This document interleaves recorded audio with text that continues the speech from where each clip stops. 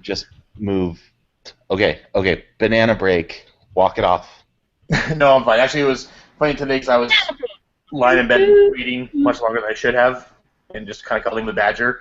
I was like, I should probably get up. Like, no, I'll sleep a little. I'll see a little more. And all of a sudden, boom, got a cramp. I'm like, up, I'm up. Yeah, that'll wake you up. It's like, oh, I just want to be lazy. Ow, ow, ow, ow, ow, ow, ow. Damn it. All Ring, right, ring, ring, ring, ring, ring, ring, banana phone. all right, we'll go in a couple seconds. All right, everyone, welcome back to a very, very special episode of the Bored as Hell podcast. I'm Adam McDonald with Big Shiny Robot, And I am Andy Wilson, aka Citizen Bot, also with Big Shiny Robot. and we are joined by one of our favorite guests of all time, Brooke Heim. How are you doing today? Hi guys, I'm doing great. Thanks for having me on again. Oh, of course. We've been looking forward to this episode for a long time now. So, in case you didn't notice, this little movie called Star Wars came out recently. Oh really? Yeah, it's like Okay. I think maybe 20 people saw it though. It was kind of a small indie release. Yeah. Yeah, it did really well on the festival circuit, but it's pretty obscure. My, Yeah, and it didn't win at cons, so I'm sure it'll just be a flop. But yeah. uh, obviously, we all loved it. We gave it a perfect 10 when all three of us reviewed it a couple weeks ago. It was on both Andy's and my top 5 list of the year, so we're having a lot of fun with it.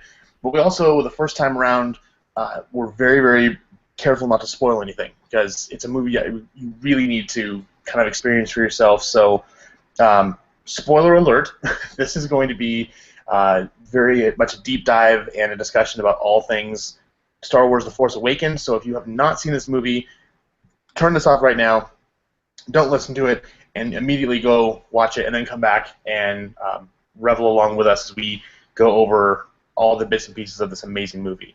Um, I mean, I think there's something about spoiler culture too. I mean, I personally have a feeling that like a movie, if you've got 3 weekends that it's been out, like it's no longer like my responsibility to like be super careful about your ears and not spoiling this because like unless you are a mother who has just given birth and can't bring your baby to the theater that's what babysitters are for. or you're in a hospital or something, you probably haven't made enough of an effort here. So, but that's only a very few people who get that exception. So yeah, I mean, I think that there's a good line between like spoiler etiquette and like now is about the time that people are going to feel free to say, "Man, I'm still so bummed out that Han Solo died." Wait, Han died? What? And that's but those are conversations that are going to be happening, and especially like this week as people are going back to work after the holidays and next week as people are going back to school, especially as universities start up, then it's going to be like those conversations are going to happen. So if you Yeah. like Well, I feel like we can moderate ourselves to I will say that I did manage to avoid the Harry Potter spoilers from the last movie for an entire year until I finished reading the books. oh, really? Wow. wow. But I had to be like really diligent, and I didn't have most of you people as my like social media friends at the time, so that probably helped as well. No, I remember But it it took was a lot of effort. yeah, when the sixth Harry Potter book came out, I wasn't there. A friend of mine actually went to a midnight release, and someone in line went up, grabbed a copy off the shelf, went to the last chapter, and then ran down the whole aisle going, "Dumbledore died!" And I think he might have got his ass kicked. I don't know for sure. Should have.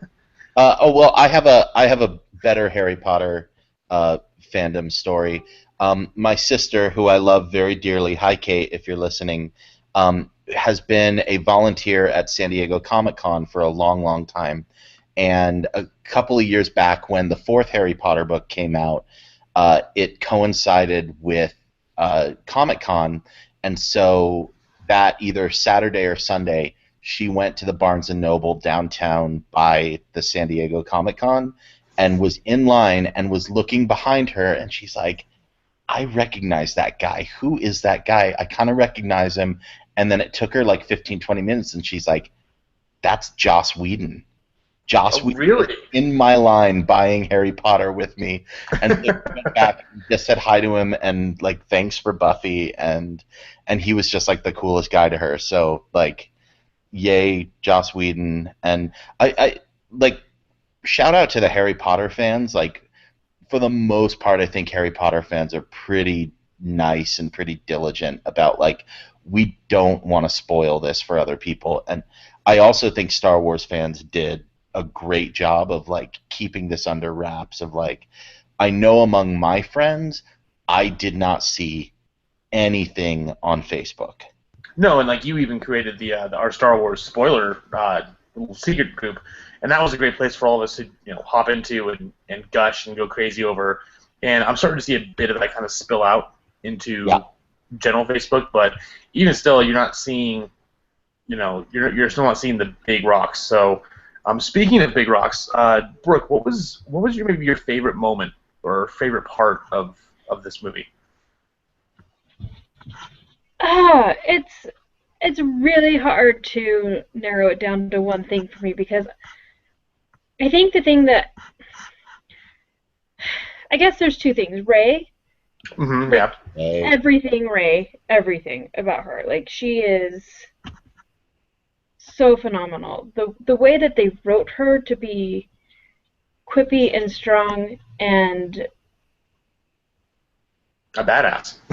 just like this total badass who doesn't forsake any of her femininity for having to be like I don't know. She was perfect. She was just perfect. And then I think the thing that I really like the most because I keep hearing people saying, "Oh, this is too much like A New Hope, and it's not creative enough, and they didn't grow the characters enough." And I just so wholeheartedly disagree with that. Like the development that they gave to Luke and Leia without even showing us what it is, well, not Luke and Leia, excuse me, Han and Leia, without even showing us what it is yet, to know that their relationship went through. I mean, if you've been in a relationship after high school, like, you're just going to know that it's not easy. And to see that they have a son who is now, like, trying to recreate himself with Darth Vader, like, there's so much that's happened there, and to see them come together and just be so real, that was the one of the things that stuck with me the most is that you can just relate to this movie whether or not you're a fan. If you see it as a standalone movie, it's fabulous. Exactly. And I mean, that's what's so beautiful about Star Wars is that it's always been about that universal myth. And the fact that they're still playing different pieces of that same symphony, um, I think is just beautiful. Yeah, there are a lot of elements that are very similar to the original trilogy and parts of the prequels, which I think is a feature, not a bug.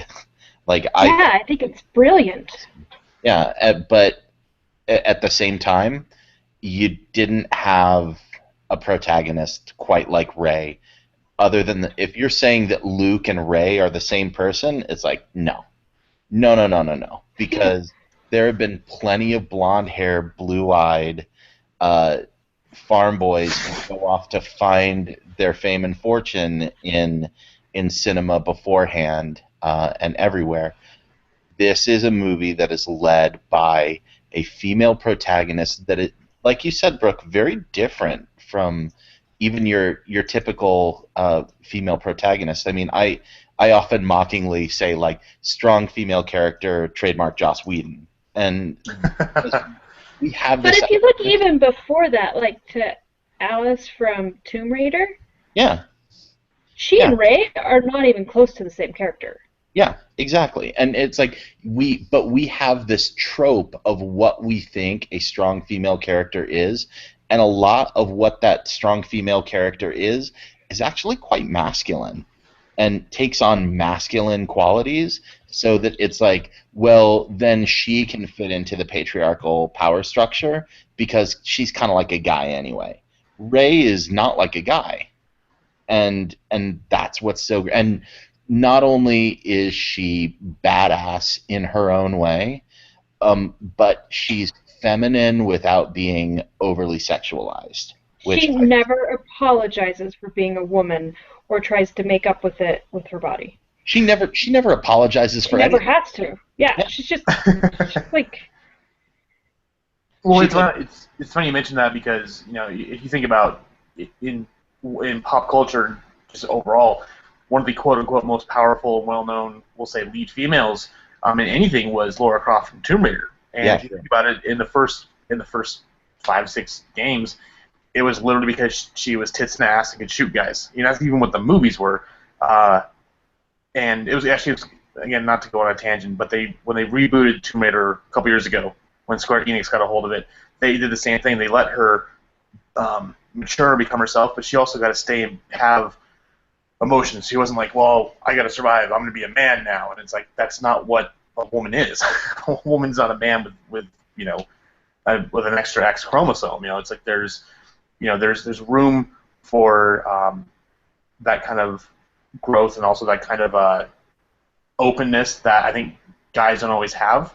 And a strong woman definitely has that because that's part of her nature. Yeah, there's a certain... Go back in your room. Sorry, guys. That's cool. There's this certain feature about her that isn't... I guess what I'm trying to say is... can I just start over? Can you edit all that out? Yeah, of course. What's editing? What do you think? I'm really good at editing. If I had a nickel for every time I took out an or an or something that we say. Oh, jeez. So there's that group of men who are trying to fight for men's rights, and they have been stating that they've cost Star Wars millions of dollars by not going to see the movie. I believe it was $4 million, and it's already made $700 million just in the U.S. alone. So good job, guys. Yeah. Yep. I know. They think they're this great big huge thing, and that's fine. But I guess that's what I like about Rey is that those same men weren't protesting Lara Croft because she was acceptable as to what they could allow to be a protagonist. She was either sexy enough or manly enough, and that's how all the protagonists have been. And the fact that these men are protesting, well done. You've done it right, because we shouldn't be what they want us to be. We are not required to be what a man needs us to be in order to be the heroine and to be the one that is moving the story forward. We get to be ourselves, and they did it perfect. What's so cool too is not only we've talked a lot about Rey and who is. So I kind of bounce back and forth between if I love Rey or Kylo Ren more, and we'll get into Kylo Ren later. Because she's absolutely just fantastic, and she steals every single scene she's in. But I mean, you've got such a multitude of people. I mean, yeah, you've got your Han and Leia and Luke actually at the end. But then you also have a strong female character. You've got a person of color, and then Poe Dameron, who is some kind of Spanish or something. So it's so cool to think that growing up, I gotta pretend to be Luke Skywalker, and I gotta pretend to be Han Solo or whatever else. And kids nowadays, your daughter who's right there with you, she can, when she gets older, watch this movie and be like, hey, I can go up, I can be like, Rey, or I can be like this, or, kids of, young black kids or Spanish kids be like, oh, there's someone now I can be like, there's a person like me in the Star Wars universe. Yeah. And it's really cool we have that because, I mean, we haven't up to this point. I mean, we had Sam Jackson and Lando. That was about it. It's super cool. First of all, I think this is really cool. Oscar Isaac's parents are from Guatemala, and when they found this out, they rewrote the character of Poe Dameron's backstory so that his parents were from Yavin 4, because that's the planet where the rebels are hanging out in the original Star Wars. And they filmed that in the jungles of Guatemala at Tikal. Mm-hmm. So they're trying to honor that piece of his heritage. I'm like, that's really freaking cool. And it's not, it isn't anything that's super big or tokenism. They don't make a big deal out of it, but they're just oh yeah, we're gonna do this because we want to honor that. what I loved so much about this was, and we talked about this on our original review, is how much I loved taking my daughter to this movie. And Adam, when you talked about our favorite moment, every time I go in to see this movie, my favorite moment is that moment with the literal passing of the baton from one generation to the next, where Mm-hmm. that lightsaber flies out of the snow into Rey's hand, and they play that Force theme from Star Wars, and Mm-hmm. that's it. That is the moment, and it's so powerful. It's like, yeah, we're taking this. We're the ones who we've been waiting for, and that's right. Now we're going to be the ones who fight against this darkness, and it's super cool because it's like, when we were young and we would, play with girls or whatever, and girls would be like, okay, well, I want to be Han Solo. And it's like, okay, that's cool. Or I want to be Luke Skywalker. Okay, that's cool. And it's like, but of a lot of times, like They girls. always they always made me be Ursula the Sea Witch. I kid you not. But most of the time when we played Star Wars, the girls, it's like, okay, well, you're going to be the Ewoks, or you're going to be Princess Leia because, hey, that's all we got. And girls can be Ewoks, I guess.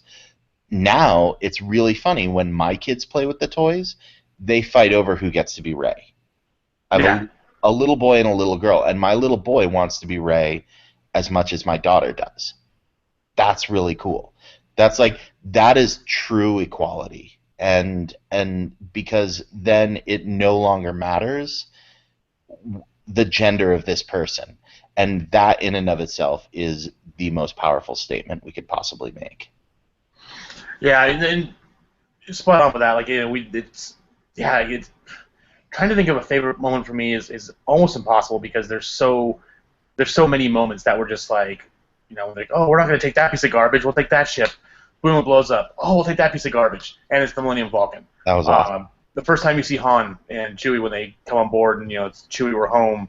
Uh, and then there's like the little tiny moments, like when Han and Leia reunite again. And he looks at her and is like, oh, you changed your hair. I was crying like a baby. Because it has this, it was like old friends and, obviously lovers who. Well, and every girl wants a guy to notice when they change their hair. It doesn't matter if it's been 30 years. Like, it's still that moment of, yeah, thanks. But exactly, you still saw that even though they hadn't been together for a while, because with Kylo Ren turning to the dark side, that love was still there. It just they realized that their relationship love as far as a husband and wife wasn't going to work out anymore. And then like the lightsaber battle at the end. I mean, to this day, this is probably my favorite lightsaber battle because it was so realistic and vicious, and it was like watching the fight scene in the second episode of Daredevil, where you could just see that at the end of it they were just worn the hell out and tired, and that's what it was here. It was like watching two people from the Middle Ages just hack at each other with broadswords. So yeah, those are just probably a couple of my moments. But yeah, the lightsaber battle, like you said, when she calls the lightsaber over, that was, and it's going towards Kylo Ren. You're like, nope, it's not going to. It goes to her, and yeah, it's just fantastic. I think there's been a lot made about Rey and Finn and their ability to wield a lightsaber, and them being able to hold their own, and in the case of Rey, to be able to fight back against Kylo Ren. And Well, he had a bowcaster bolt in his chest. yeah, exactly. And second, like, he's got some really awesome force powers that we've seen. Like, he can stop that blaster bolt. He can do that mind control and suck information right out of your brain with crazy rapey overtones. But he doesn't actually seem to be very good with his lightsaber. He's not a Sith, and really there's been no one for him to fight against for years and years and years and years, ever since he slaughtered all of the other students at Luke Skywalker's academy. So He's had control panels. Yeah, exactly. So Oh, you guys are both following emo Kylo Ren, right, on Twitter? oh yeah, definitely. Oh, it's so funny. It's the best. That and Very Lonely Luke are the two best things on Twitter right now. If you guys aren't following it, if you're listening, go there. They're hilarious. Yeah, totally. But he is not the most skilled lightsaber dueler ever. And so you go back to the prequels and you have these amazingly beautiful choreographed scenes between people who are really trained in sword fighting, and they've spent a lot of time training in that, and they talk about all of their training in that. These people, not so much. I mean, Finn's had some melee combat, probably. So that's how he's able to he's able to use it. But I find this very interesting that people are like, well, how can Rey even use a lightsaber if she never has before? And I'm like, yeah, you know what? How can Luke pilot an X-wing fighter when he's been living on a backwards planet his entire life, flying probably the equivalent of like crop dusters, and now you're putting him in the equivalent of like an F-18, and then he nails a shot of a tiny 2-meter thermal exhaust port on the Death Star with his eyes Hello, I would closed. like some death, please. Aisle 14. Death or cake. Anyway, Well, have the chicken. but he nails that in an X-wing that he's never flown before, and people are like, oh, well, you know, that's okay. But Rey, she can't use a lightsaber because she's a girl. Well, and I think the most important thing people need to understand, and this is just me being a total uber Star Wars geek who read all the books and everything else, is you don't have to be a Jedi to use a lightsaber. The whole point of being a Jedi and fighting with a lightsaber is that you're using the Force to understand and know what your next what your opponent's going to do next. So that's the whole point about being skilled with a lightsaber. Han used a lightsaber. You don't have to be a Jedi to use a lightsaber. You just have to be a Jedi to use it well. And this actually brings me to a good question that everyone's kind of going crazy over. Who is Rey? Because if you think about it, she is powerful enough in the Force to pick up and learn, Jedi mind tricks and all kinds of other stuff, and basically how to fight with a lightsaber and pull it towards her. And technically speaking, the only teacher she's kind of had is Kylo Ren, because he's the only, he used the Force on her and she pulled that from him. But I mean, obviously she had to know something, because a normal person wouldn't just know that you could control someone's mind with the Force unless someone was already training you. So I mean, there's obviously our big thing is she's probably Luke Skywalker's daughter. There's been the thing that maybe she's Obi-Wan Kenobi's daughter, which unfortunately will be really cool, but timeline doesn't work out because she's only 18, 19, and this has been 30 years after Jedi. So I mean, who is Rey? Who do we think she is? It's so funny because Brooke and I had this same conversation 2 months ago, speculating all about who Rey is, and I loved it that we totally nailed it. We're like, we totally nailed it. We don't know, but I think most signs point to her being an offspring of Anakin Skywalker somewhere. Mm-hmm. I think less and less from the context clues that she's Leia and Han's kid, because I think they would have mentioned that, and more that she's probably Luke's. What do you think, Brooke?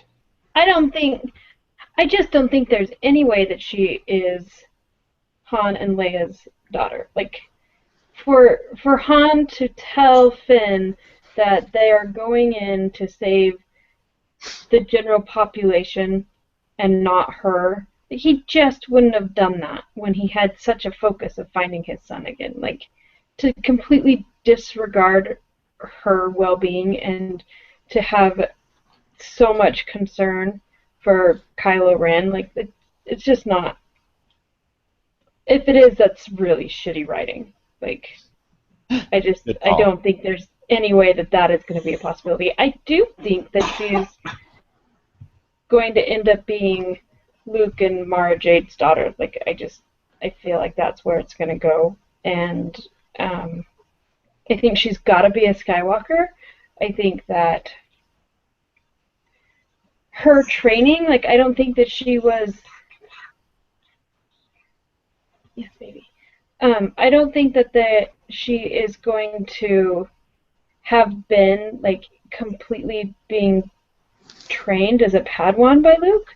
I think that it was probably her mother who left her on the Jakot, and I think that much like we teach our kids the alphabet and math by playing games with them and different things, I think that she was probably being very force trained as a small child, and that's why it comes so naturally to her and why she can recall it in that last fight scene with Kylo Ren, and it just sort of fills her entire being because she was unknowingly being trained already by her parents.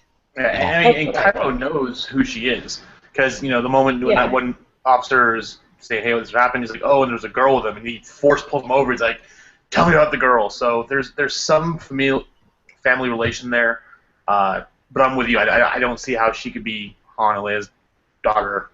That just doesn't make sense because I mean they would probably recognize her somehow. Long And lost family Chewbacca would have would have loved known. the shit out of her the minute he saw her, but instead it was more like a like cousin or niece that you haven't seen for a long time, not like the son or daughter that you helped raise. You know what I mean? Yeah, and that's why I'm kind of leaning more towards Skywalker because it's interesting because when she meets BB-8 and she's like, "Who are you?" and he's like, "Oh, I'm classified." She's like, "I'm classified too." So all I could think of is Luke.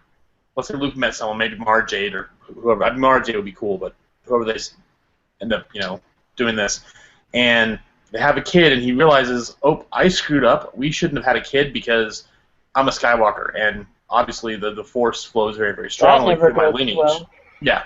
So they have this baby in secret, and then when she's still a young child, like I think 4 or 5 in the vision when she gets dropped off on Jakku, Yeah. is taken and left there just to keep her, kind of like what they did with Luke and Leia being hidden at the end of Revenge of the Sith, so that no one could find them until they were the right time to actually go and and start the training. But that's again, it's all conjecture. But that's kind of, I'm leaning more towards Skywalker the more I think about it. Yeah, and the way I think about it is like, oh well, how's she so gifted with the Force? I think about like I had a friend who was born in Juarez, Mexico, didn't speak English until he was 3, 4 years old when his family moved across the border to El Paso, and then he spoke English from then on.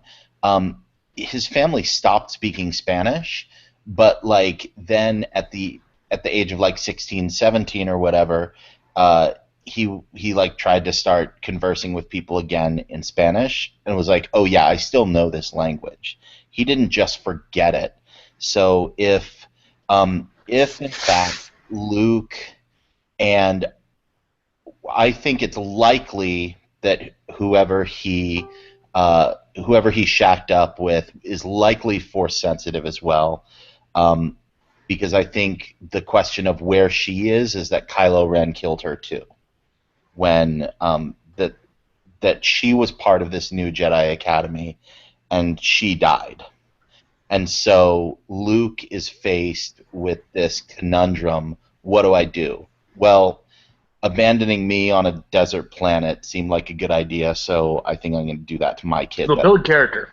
yeah, she'll be okay, and I'll leave her with someone who whatever who can. And she's gonna have to be a scrapper and learn to fight with a bow.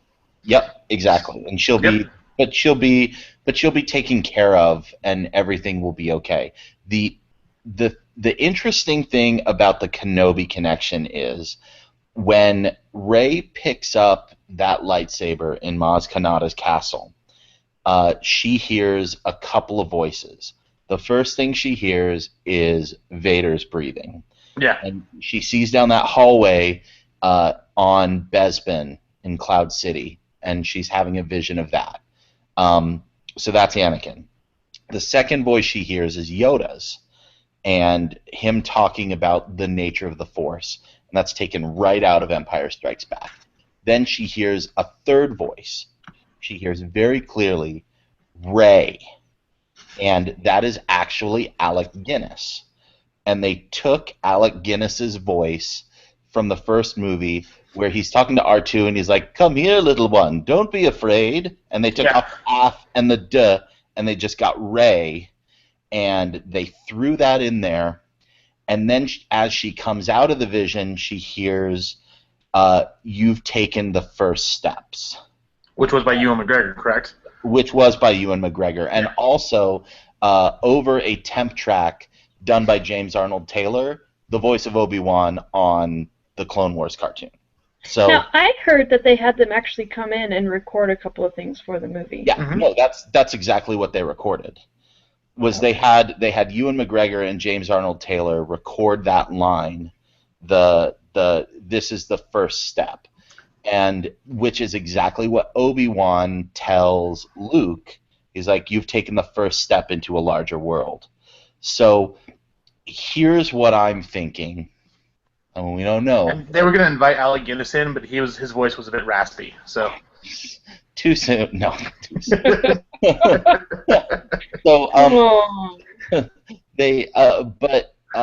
I think there's a strong possibility that somehow the Force ghost of Obi-Wan Kenobi has been watching over Rey, or the Force ghost of Yoda, or both, or the Force ghost of Anakin. that's what I was thinking too. I mean, Anakin, because his turning towards the light side at the very, very last moment is what, and I won't go into the whole idea of where Force ghosts come from because that's a fanboy issue. But yeah, that'd be also a way for him to atone in the afterlife, would be to watch out for his family. Yeah, so I mean, I think that she's been getting some training.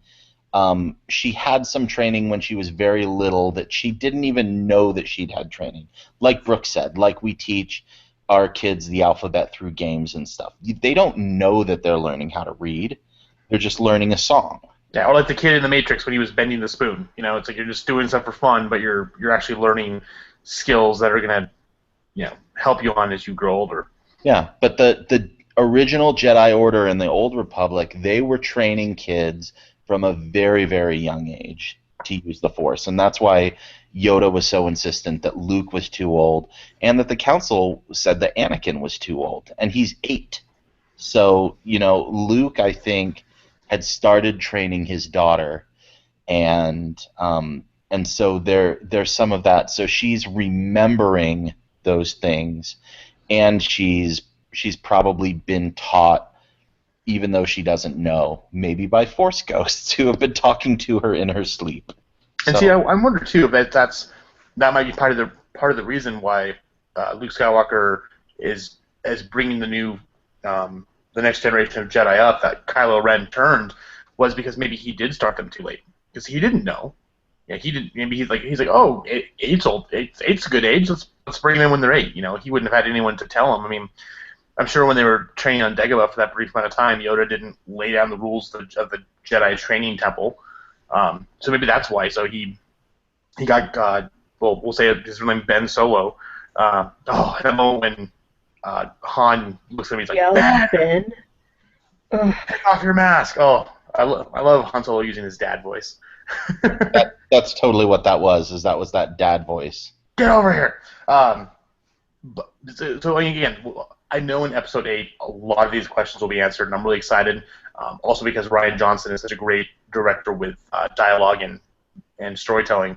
But I'm pretty sure we'll get all this answered next time. But it's still kind of fun to think about, what could have happened or what did happen. Yeah, and what's ultimately great is, I mean, and this was the same conversation Brooke and I had, was that no matter whether Rey is a Skywalker or whether she's a Solo or a Binks or whoever, that's going to be fine to us because we think we know where this story's going, and there were just too many people who, almost to a person, everyone who I know who didn't like this movie, basically they had thought up to themselves what the movie was or should have been, instead of just saying, I'm happy with whatever I'm going to get. And, Brooke and I would guess pretty close of what this movie was going to be. But if it had been something completely different, I would have been happy. And I think there were too many people who went in still too many people, even though most people love this movie, still too many people who had expectations of what they thought it should have been, and those weren't met, which is too bad. And we all need to temper our expectations for episode 8 and be excited because J.J. Abrams, the way he's talking about what Ryan Johnson's cooking up, he's way out in left field. This is going to be like the pedestrian Star Wars movie. This is, yeah, a synthesis of everything Lucas did. This is going to take it to the next level and be totally crazy, which I'm totally excited for. Yeah. My brain just went into overload. That's why I wasn't saying anything. It's just like imagining the possibilities of where everything is going to go. And here's another question: is do we think that Finn is force sensitive? Because I went into this movie definitely thinking, oh yeah, Finn is force sensitive, and I even told you, Brooke, I'm like, Finn and Rey are the new Luke. And see, what I love talk about the trailers or the teasers, whatever you want to call them, was they didn't let you see at all that Rey was the one who was force sensitive. Every single time you saw someone holding a lightsaber, it was Finn. So it was a great job of misdirection as far as going in, not knowing what to expect, and then being very, very nicely surprised by what came about. I don't think Finn's force sensitive. I think he's just a very well-trained stormtrooper, but you never know.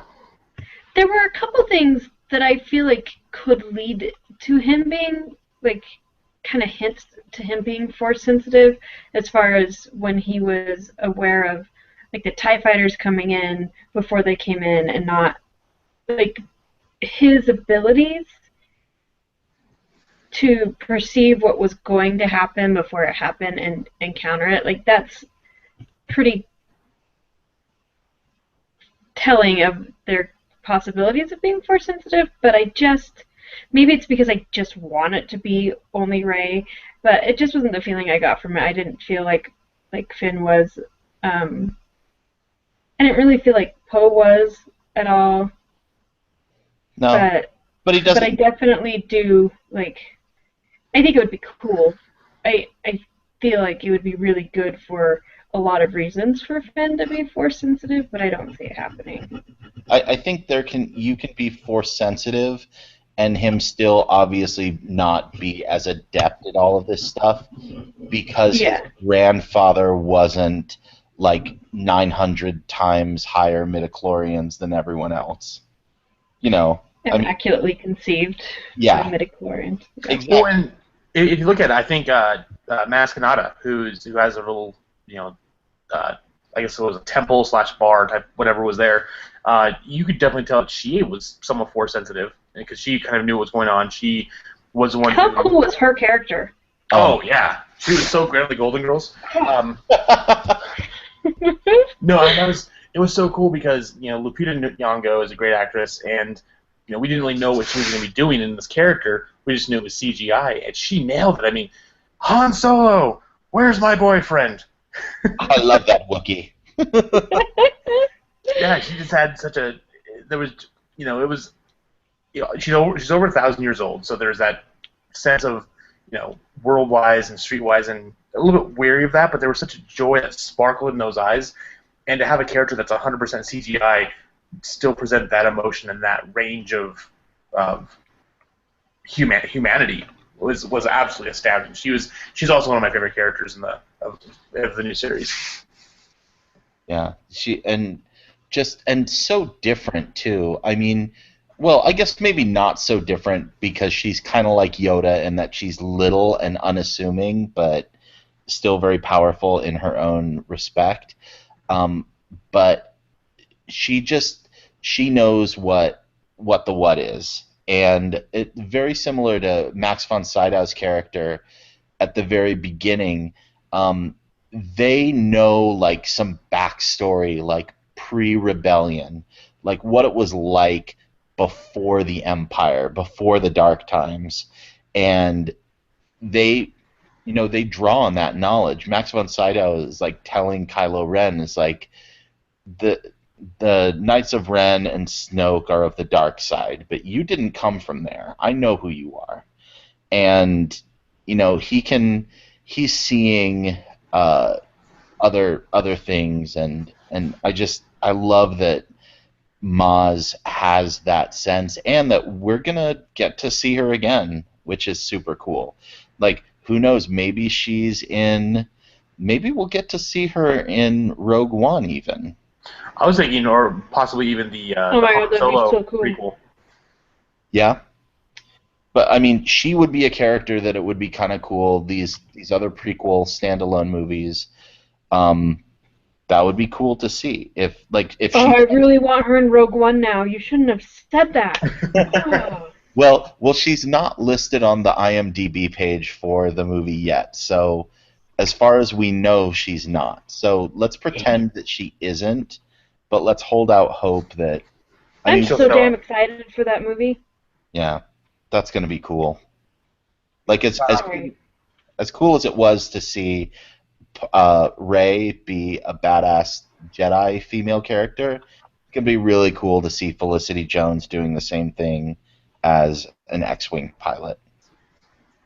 That's Oh yeah, God, that's definitely. So that'll be a fun one to look forward to. Oh gosh, we could probably sit God, there and it's a babble good forever. time to be a woman. Okay, so let's talk about. We got to talk about the Han facing Kylo Ren, which is yep. in many ways I think like the climax and turning point of the movie. So yeah, we already talked about Han using his dad voice, but the moment he walked out on that bridge, I was like, oh, dead man walking. Yep. Oh yeah.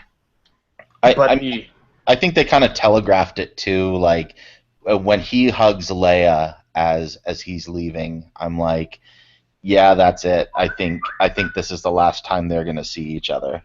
yeah, and but yeah, there's because the whole thing I was going to bring up a minute ago that I love about Kylo Ren is he's turned to the dark side, but he still keeps on pulling the fuel from the light. In fact, in that one scene where he's kind of, I guess, paying tribute or praying to Vader's melted helmet, was he's like, help me with this. I still feel the pull of the light, and it's interesting because Vader was before, until the very, very end, was 100% to the dark side. The Emperor was 100% to the dark side. And in the prequels, and even in the original trilogy, we always saw people being tempted by the dark side. And Kylo Ren's an interesting character because he's being tempted by the light side. And whether or not his murdering of Han is what seals the deal that sends him fully over, or if there is still good in him that will bring him back, I can't really say right now. But I think that it was a very, very intentional and awesome use of his wanting to turn back to the light side, at least up until that point. In the immortal words of Led Zeppelin, yes, there are two paths you can go by, but in the long run, there's still time to change the road you're on. There's still a possibility to try and turn Kylo back to the light, which, like, I love that they're possibly setting that up. Like, maybe that becomes Rey's mission. To try and turn her cousin back, even though he tried to seal the deal. And I know there have been like dark times in my life where I felt like, well, I should just do this one really bad thing to prove to myself and prove to everyone else that I am a bad person. And then that's it. Then I don't have any more responsibility to try and be good anymore because now I'm bad.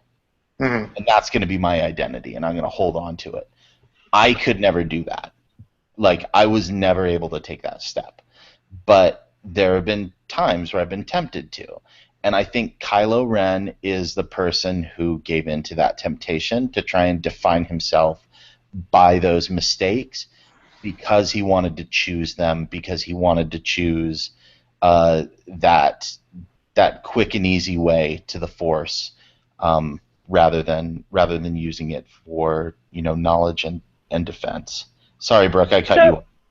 No, you're fine. It's really interesting listening to this because I read that one dad's theory about the truth behind Kylo Ren. Have either of you read this? I think I read it a lot, like a couple days after the movie came out. They're just talking about how Kylo Ren is struggling with the light because he's actually like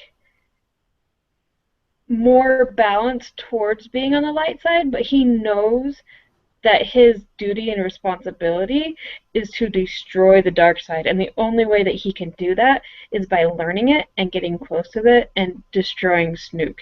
And so his pull to the light side is not because he wants to be on the dark side, but because he is truly fighting for the light and not the dark. And in order to make that transition to the dark, like he couldn't do it until he did kill someone, and that's why when Han reaches out and he says, I need you to help me do this one last thing, Han knows what it is, and he says, anything. And like knowing that he's sacrificing himself so that his son can eventually kill Snook and destroy the dark side forever. It was because Han Solo is actually a Horcrux that contains parts of Snoke's soul, so he has to kill him to. No, I'm kidding.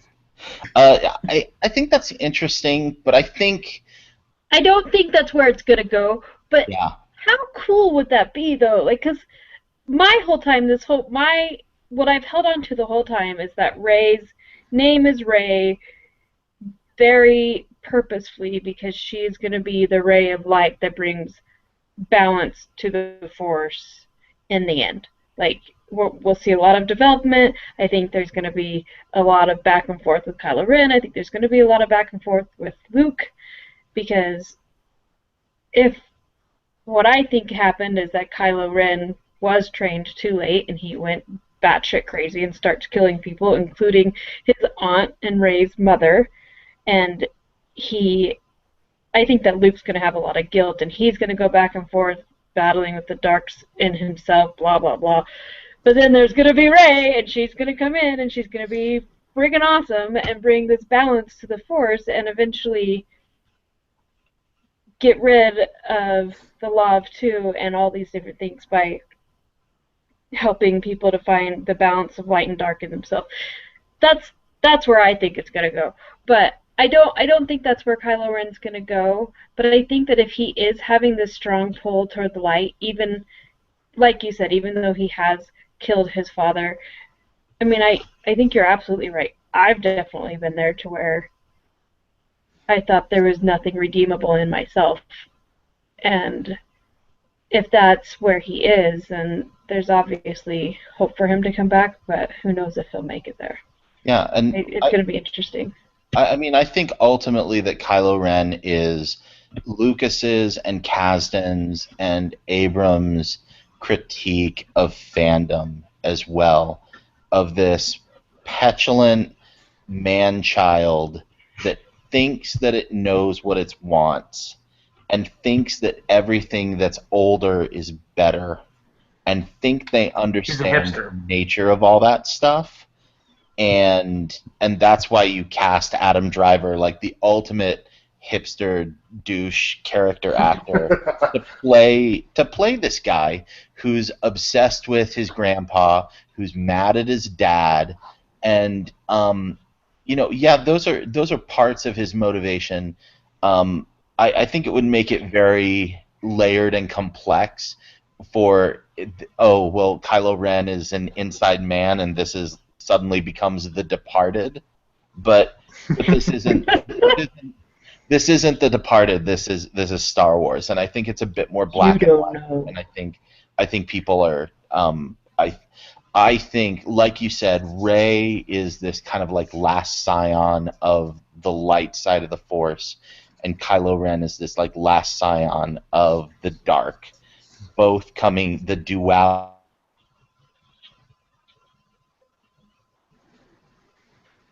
And the two of them have to fight one another. And this whole, like, there's been an awakening of the Force is actually kind of a deeper magic to the universe than even the Jedi and the Sith had conceived of. That it's not just, we're a bunch of, monks hanging out in a temple worshiping this mystical energy and using it to keep peace and order. And then there's these other knuckleheads over here who keep trying to take over the universe too. I think we'll get more into that like mystical side that they were really probing into in the Clone Wars with the Mortis trilogy, in those season 6 unreleased episodes that are on Netflix, where Yoda is like having his like Force Vision quest. I think there's more to the Force than we know, and we're gonna learn a lot more about it through these characters and what it actually means. And Steve, for me, the whole movie, the Force Awakens and Snoke talking to Kylo Ren, he's like, "There's been an awakening. Have you felt it?"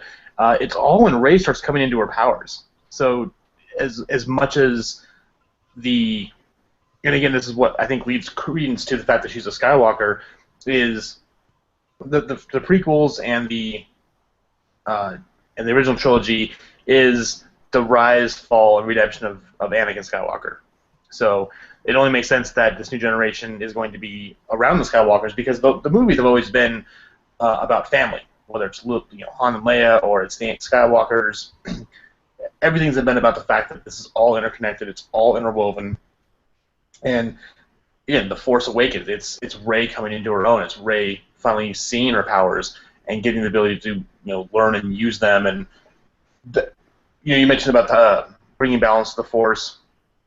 Technically speaking, killing the Emperor, killing Vader, didn't bring balance, because balance is when, on a scale, they're both evil. Even you have to have the dark side to have the light exist. And I think what we're going to see when we get more of Luke, what I'm kind of hoping we're seeing is, as we discussed before, in like Return of the Jedi, he uses the dark side and the light side of the Force at both times. He's used both, and walks the line of the whether they call it this, but the whole internet thing of the gray Jedi, to where you're using the good and because just because you can shoot lightning from your hand, that doesn't have to be used for an evil purpose. That can be used for a good purpose. Same thing with choking someone. I mean, you can use the dark side of the Force to accomplish good things, and you can use the good side of the Force to accomplish bad things. I mean, so I think that's where the balance is going to come to, and Rey will be that first true Jedi who walks that line, and that's why either one she'll eventually redeem Kylo Ren, or in the end maybe destroy him. You mentioned the gray Jedi and that being kind of a creature of the internet. I think this film has very smartly taken from fandom, and specifically from the old BioWare Knights of the Old Republic game, very, very specific things. Kylo Ren's helmet looks a lot like Revan's helmet. Yeah, it does. And Revan has a very similar journey where he was a Jedi, he was a Sith, and then he kind of ends up kind of who knows where, by the end of the series. You've got Rey always kind of looked to me like Bastila Shan. And the idea that everybody now wants to see her like with a double-bladed lightsaber, that was Bastila's whole thing. Yeah. And even her outfit looks very much like Bastila's original robes. And the fact that they're hanging out with Jolie Bindo, who was like the original Grey Jedi, and like makes our character in the game like realize that you can be balanced in the Force within that game, and you can use both dark and light side powers. I think they're really pulling a lot from that, and I think that's really smart. I think it's very interesting that like this whole idea of, well, we're in trouble, so we're going to go search for the original Jedi Temple. That's also kind of one of the things from the Old Republic. Now, they don't for them, they're like, oh, that's on Tython, and we go and we build a base there. But here they just named the planet, and I can't even remember what it is. But it's not Tython. It's something. It's Ireland. It's Ireland. Yeah. Everybody go to Ireland to that island, because it's a real place and it's supposedly impossible to get to, but super awesome. The Tourism Board of Ireland wants you to come see. So I did really fast the name of the island that Luke is on, if my internet will load, because it hates me. It is Achto, AHCH-TO. That, And that actually is where the first Jedi Temple was. so again, going back to that idea of there being like this Force Awakening being this like greater mystical idea than either the Jedi or the Sith knew about, and it being a very different thing than we know. I think that's one of the reasons why Luke is going and looking for it. Also, because I think Luke learned the original lesson from Empire Strikes Back, which is that discretion really is the better part of valor. And I think we talked about this before when we talked about Empire Strikes Back, but if Luke had stayed on Dagobah, nothing would have changed. His friends still would have gotten away. Uh, Han still would have gotten taken to Jabba the Hutt by Boba Fett. And Leia and Lando and Chewie would have escaped on the Falcon. If anything, him going there and them having to go back for him put them in more danger. If Luke had stayed on Dagobah and finished his training, everything would have ended up exactly the same. So when he screws up and his student, his most promising student, kills all the rest of his students and his wife, maybe, I think Luke understands he's got to pull a Yoda, just like Yoda did after losing to the Emperor. I'm going to go into exile until there's this awakening and I'm needed again. And I'm needed in the universe, which was why, like, I was telling everyone Mark Hamill is not going to be in this movie. I was joking that he's going to be in an after credits scene, and what we got was almost the same thing. Basically, an after credits scene. I kept telling everyone he's not appearing in this film. They're like, "Where's Luke on the poster?" I'm like, "He's Yoda. Yoda wasn't He's not in it. Yeah, he wasn't in the first movie. So that's what they're going for. And it's actually really funny. I told this to Harry Knowles from Ain't It Cool News, and he's like, "No, Mark Hamill's in The Force Awakens quite a bit. I was on set. I saw him. Dude's gonna be in there." And I'm like, "Yeah, I don't know." But Still think you're wrong. So well, that's not to say that Harry, I'm gonna say, I told you so. You got to go to the set at Pinewood, and you thought you knew more about Star Wars, but I told you, dork. Yeah, who's a nerd now? Yeah. Oh wait. Thanks, Harry. If not for Harry Knowles starting Ain't It Cool News, I probably never would have gotten into crazy fandom and writing for a blog like Big Shiny Robot. So I actually do need to thank Harry. The godfather around here in Austin, anyway. So, anyway, back to Star Wars. Yeah, I mean I'm just trying to think. There's so much we could talk about. I don't know. I'm running drawing a blank because I'm still kind of blown away by everything.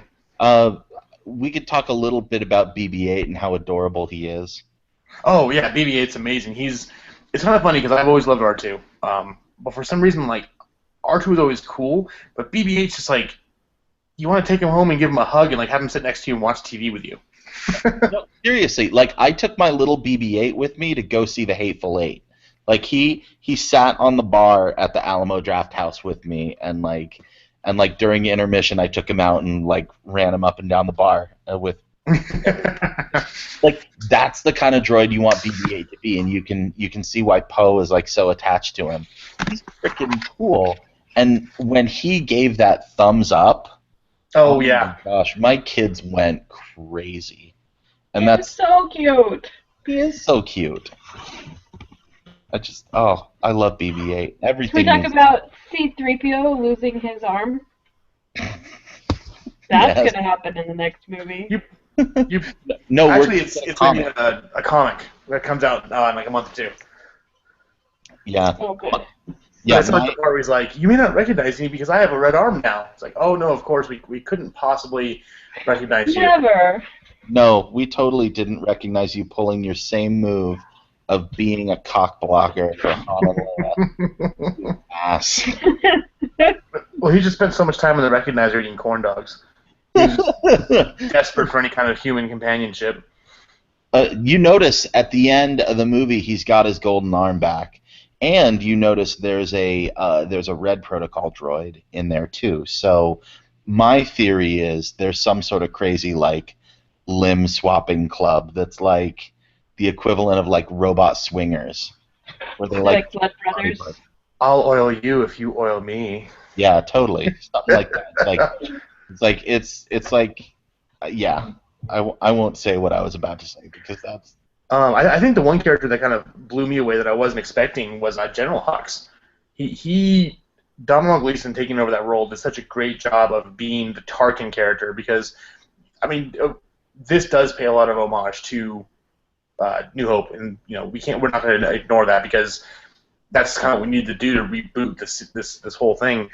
But that scene before the Star Killer shoots for the first, well, the only time, when it was like you're watching a bunch of Nazis.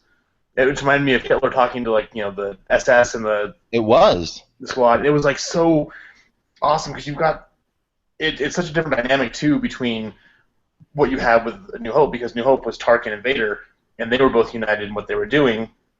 Whereas this one, you could just tell that Hux and Kylo Ren just hate each other's guts, and they would easily kill one another if they were allowed to, but they can't because Snoke's there. But I wasn't expecting to enjoy that character so much because I mean going in again, he wasn't in any of the trailers. We didn't know anything about him. We just knew he was Bill Weasley from Harry Potter, and then from the guy from Ex Machina. I loved him. Yeah. Oh, Yeah. that's who he was. Yeah. He's the other guy in Ex Machina. Yeah, He was so good as Hitler, I didn't realize. Yeah, I know. You totally don't recognize him. He's great. well, and I mean Oscar Isaac doesn't even look the same as he did in Ex Machina either. He's there with the glasses and the big bushy beard. He looks better without the beard. He does look better. I still wish, and I know that I'm probably like the only person in America who wishes it, but I wish that Gwendolyn Christie had played General Hux. That would have been an interesting role. I don't know. I would have really liked to see Kylo just pissed off at her, and then like having that dynamic between. I know she was. I would have really enjoyed it, but I think the one nice thing about having I want more of her. and we're going to get more in the next movies. I think the one cool thing about having her as Captain Phasma and having her in the chrome stormtrooper outfit, which she got from Emperor Palpatine's shuttle, that's where her armor came from, was that it almost be distracting because she's so well known as Brienne of Tarth that by hiding her face and just having the voice, I think it might have blown my suspension of disbelief to see Brienne of Tarth standing next to Kylo Ren. Not that it wouldn't have been cool, because again, I love her as an actress and I want to see more of Phasma, but that's my thinking at least. I guess I just don't like Game of Thrones, so it wouldn't have been distracting for me. I love her in Game of Thrones. She's so amazing. It was funny when my family watched the Jimmy Fallon and the Roots doing the a cappella Star Wars thing, and my daughter saw Gwendolyn Christie. She's like, "Who is that? Is that Miley Cyrus?" And I'm like, "No, that is not Miley Cyrus. Oh, I will tell you all the things about Gwendolyn." And you are no longer my daughter. And you're Go get. Well, Shame. no, Shame. but my child is not allowed to watch Game of Thrones, at least I mean, not for it's good another she like didn't know. 8 years. So yeah, it would have been weird if she'd known. Oh yeah, that's Brienne of Tarth, and her sword is the Oathbreaker, and thanks. So, also, I think one of my other favorite moments in the movie was, I didn't notice this the first time through, but it was the second time when Kylo kills Han. It does it the moment the Star Killer finishes eating the sun. So the moment that the light goes out is literally when the light goes out of Kylo, and he takes that last step and kills Han. And then the moment right after that when Chewie, has to shoot him, and everyone gave Kylo crap for losing to Rey and Finn, but everyone else who got shot with a bowcaster blew up. And the fact that he just took it in stride and was just kind of psyching himself up and was fine, it says a lot about him. And I think it was somewhere on Facebook, someone was like, made that point, and it's like, so the question isn't how were Ray and Finn able to beat him? It's how will they be able to beat him when he's 100% at his full strength? Yeah. But And how the hell did he not just blow up? That's freaking awesome. yeah, but it was just the fact that Chewie first of all took that shot, knowing that dude Chewie was owed Han a life debt, and obviously he knew Ben Solo from a young age. He was probably giving him piggyback rides as a kid. So how difficult was that moment for Chewie? Not only definitely failing his friend by not living up to his life debt, but also having to shoot this kid who he grew up loving. Yeah. I mean, and you hear it when Chewie roars like that. I mean, the pain in that, and then it's perfectly mirrored when it cuts to Leia and she's like half a galaxy away, and she feels it through the And she Force. drops. And just, I mean, the two of them are in so much pain over this, and you know it. I mean, it's just awful, and we're feeling it too. It's so much worse because you get those reactions. I love one of the things that Poe Dameron says as they're flying around outside. He says, "As long as there's still light, then we have hope."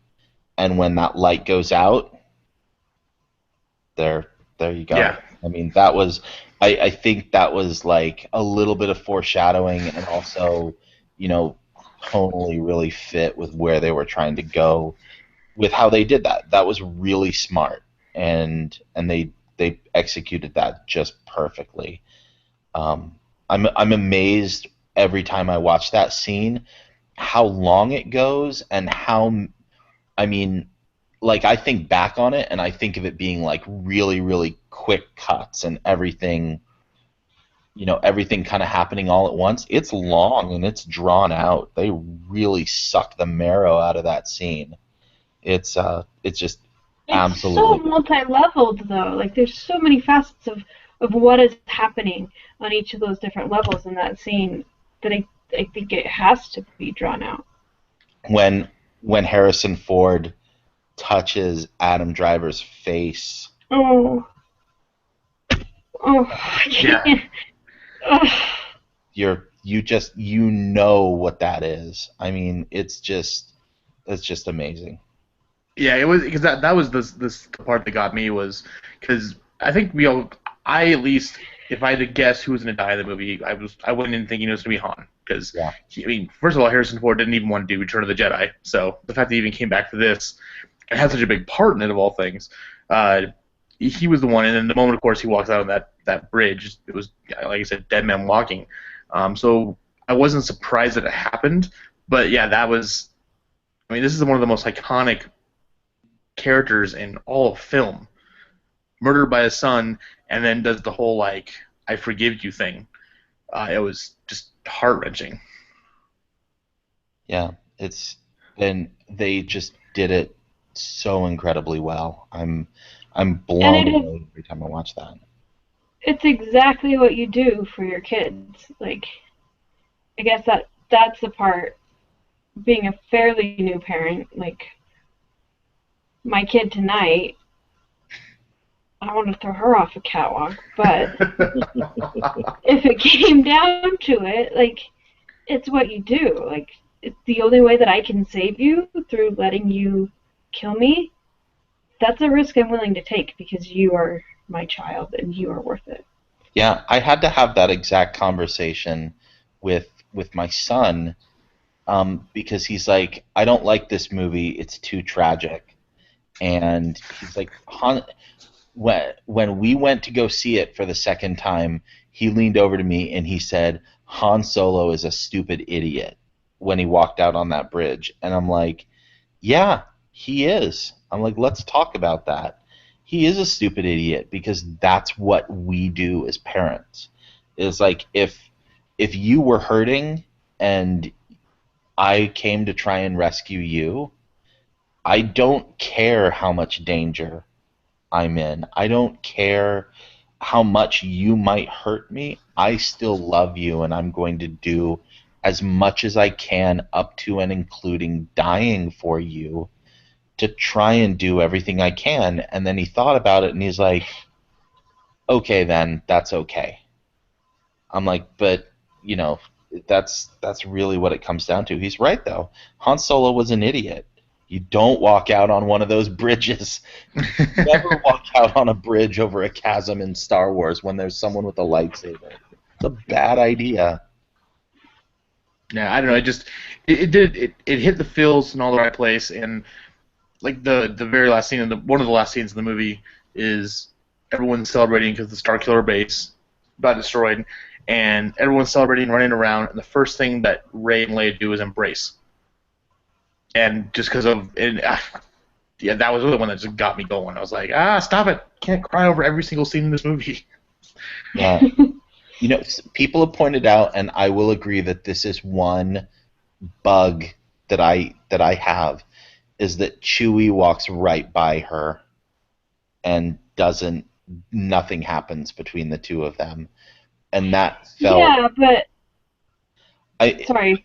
no, I get it. I think maybe it's like it's too real. I can't deal with you right now. And maybe they're both giving each other that space because they know, but that's still I know for the sake of story they had to have Leia and Rey, but it that when people bring up flaws with this movie, that's like one of like 4 or 5 that I've found. There's not I many of them, and I they're very can little. I can get behind you on that, except that I feel. I mean, how many times do you really see Chewie emotionally interacting with people besides Han? And see, that's what I was thinking because there If was it's happening, it is yeah. going to happen with Leia, but it's just not happening very much. And he is traumatized. He is shocked, and like he does go and help bring Finn onto the ship to take him back, but like he is just getting to the point of decompressing, and that big chewy guy, he's not gonna. No, I guess being like Asperger's-y myself and having a hard time with emotion when I'm overwhelmed, that part doesn't bother me at all. Like I totally get that. But I think that that's something that I can relate to really well. But that's That's a just good me. point. I hadn't thought of it that way. Yeah, and if you think about it too, there never really was that close of a relationship between Leia and Chewbacca. I mean, yeah, they were friendly toward each other, but it was always Chewie and Han. It was always Chewie and Han, and I think that's because Chewie owes him a life debt, and they went from that to becoming like brothers. And yeah, again, as much as I'm sure he loved Ben Solo as a kid, he would have loved Leia, but yeah, I really go along with Brooke as far as he's still decompressing, still dealing with what's going on, and at that point in time, literally can't even deal with anything else. Chewie just can't even. Exactly. I just can't. Guys, got it. So, I think we've been going on for a little over an hour, so I don't want to wear everyone out, but yeah, closing thoughts. I mean, I think we both all three of us have said how amazing this movie is. Personally, I liked that it kind of redid and kind of rehashed and paid homage to New Hope, because I think we needed that. The prequel was such a different beast and animal than what the original trilogy was. This one had to kind of get us back in that mindset, and I was sitting there like a kid seeing the movie for the first, like seeing the first Star Wars for the first time. Like my eyes were just lit up, and like I mentioned in the last episode, it was the best time I've had in a movie all year long, and it's really rare that a movie can restore that kind of sense of innocence and just kind of wide-eyed wonder that we all kind of grow up and become cynical adults and lose that. I loved it. Yeah, I would just strongly recommend that everyone go out and sometime in the next several months watch Brick, watch Looper, watch The Brothers Bloom, and get a taste for Ryan Johnson and start getting excited about what flavor of Star Wars movie he's going to give us. I love that this movie left us with so much to speculate on and so much to talk about, because that's all we're going to be doing for a year and a half. But uh, and interrupted briefly by us fawning over Rogue One. But we're going to have a great time doing that because it's so dense. And for, a blockbuster popcorn movie, there's very few other movies that have that much layered into them. I mean, this is The Godfather Part 2. Um, this is one of those kind of epic stories, and I just love it. Yeah, I think that they did almost everything right with this movie. We barely even touched on her, but the transformations that we are going to be able to see with Leia, um, going back to the princess in general that she was meant to be, and the sacrifices that she's had to make in her own life and her personal life and her professional life, and the things that she is doing and the strengths that she has. Like, we didn't just get a good female character out of Rey, who is amazing, but we're seeing everything that we've wanted to see and that we've speculated in and known was there with Princess Leia this entire time. And she has become the woman that her mother would have been and the leader that she was supposed to be. And I'm really excited to see where that goes. And now that we have Leia and Rey, who are going to be maybe not working hand in hand, but building this next few movies together, I'm so excited. It's brilliant. It's funny. It's so freaking funny. I couldn't get over how many times I was just quit taking my hand. Like, yes, for the love of God, I can run on my own 2 feet. Like, it's fantastic, and I think that it isn't just the female characters that have been written so well, but the male characters, and the CGI was brilliant and beautiful, and everything.